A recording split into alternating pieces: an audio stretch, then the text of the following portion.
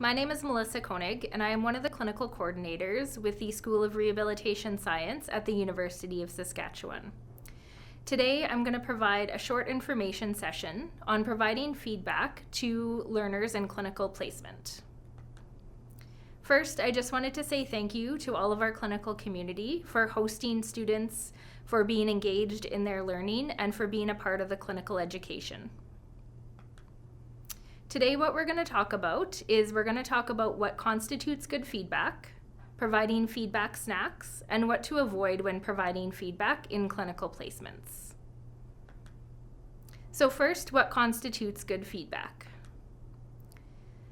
When you're providing feedback, we want to make sure that it's accomplishing one of the three outcomes. First, it should inform the learner of their progress throughout the clinical placement.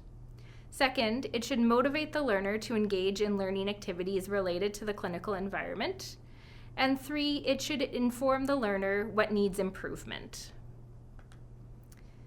So research has shown that feedback based on direct observation has been shown to be more effective and meaningful than information provided secondhand. Providing feedback should be done in a timely fashion, which increases the impact on the student actions. This means we shouldn't delay in providing feedback, but try to give it as close to the observed task as possible. It should be tailored to the individual student and circumstance as possible, and feedback should be based on behaviors that can be changed.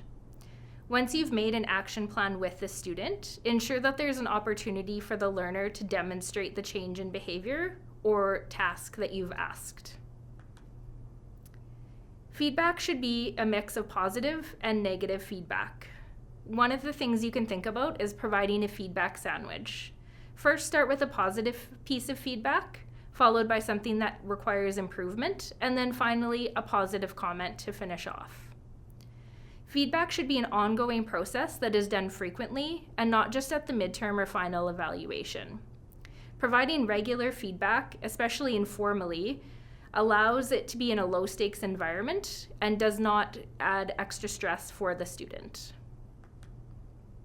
So feedback snacks. Often we have limited time in clinical practice, and we're going to provide you with some feedback that you can give to the learner no matter how much time you have.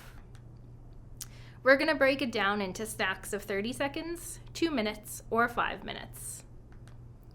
So what to do in 30 seconds? If you only have 30 seconds between a patient interaction, you can ask some very basic what or which questions. For example, what are the red flags for a back pain screen? What level corresponds to this dermatome?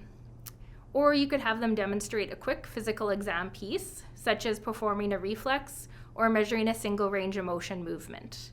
All of these can easily be done in a 30-second time frame.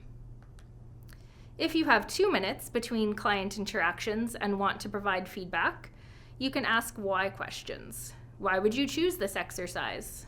Why would you choose to mobilize now?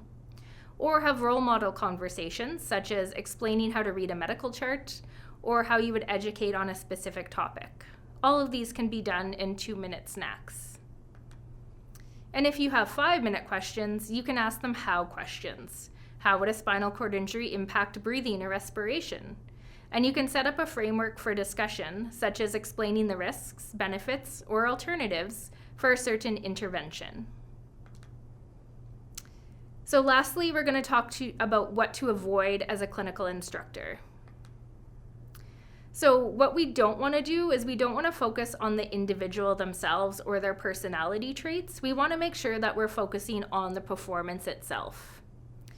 Secondly, we don't want to provide feedback based on secondhand or limited observation. We want to make sure it's something that you have directly observed the student doing. And lastly, make sure not to discuss any shortcomings in front of patients or colleagues, as this will lead to decreased self-esteem and lead to a negative relationship. So in summary, what we want to do is we want to make sure that we're building feedback into the structure of every clinical experience and every clinical placement. We want to make sure that you're customizing your feedback to the student and the situation that they're in. We ask that you base the feedback on direct observation and it be timely to the interaction. Ensure that you are providing a mix of positive and negative feedback. Feedback can be given in as little as 30 seconds. And we should plan for a mix of formal, such as the ACP 2.0 or any other formal assessments, and informal feedback, such as the feedback snacks. And we want to avoid giving corrections in front of patients or clients. So here are a couple of resources that you're more than welcome to look into if you require any further in-depth information into feedback. And again, we just want to thank you for being a part of our clinical education program at the School of Rehabilitation Science. We hope you have a great day, and thank you for joining us today.